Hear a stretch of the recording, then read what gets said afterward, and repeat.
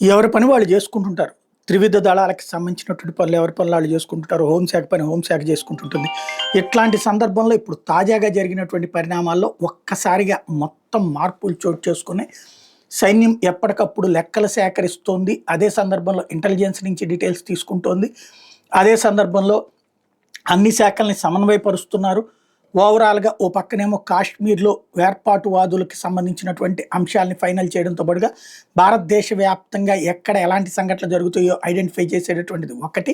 ఆయా ప్రభుత్వాలను అలర్ట్ చేయడం ఒకవైపున, అలాగే కాశ్మీర్‌లో ఇప్పుడు పారిపోయినటువంటి వాళ్ళు పీర్ పంజాల్ ప్రాంతంలో అడవుల్లో ఉన్నటువంటి వాళ్ళని పట్టుకోవడం, వాళ్ళని కాల్చడం మీద ఒకవైపున, లేదా వాళ్ళని అరెస్ట్ చేసి చూపించాలన్నటువంటిది ఇంకొక వైపున, మూడో వైపున వచ్చేటప్పటికి నెక్స్ట్ ఎలాంటి స్ట్రైక్ చేయాలి, ఎయిర్ స్ట్రైక్ చేయాలా, లేకపోతే నేవీ స్ట్రైక్ చేయాలా, ఆర్మీ స్ట్రైక్ చేయాలా అన్నటువంటిది ఇంకొక వైపు. టోటల్గా అన్ని విధాలుగా వ్యవస్థల గురించి ఆలోచించుతా ఎప్పటికప్పుడు గంట గంటకి మీటింగులు జరుగుతున్నాయి, పూట పూటకి భారీ సమావేశాలు జరుగుతున్నాయి. ఢిల్లీ ఓ రకంగా చెప్పాలంటే పెనం మీదన ఉన్నటువంటి దోశలాగా చిట్టపట్టలాడుతుంది. ఎప్పుడు ఏం జరుగుతుందో తెలియదు.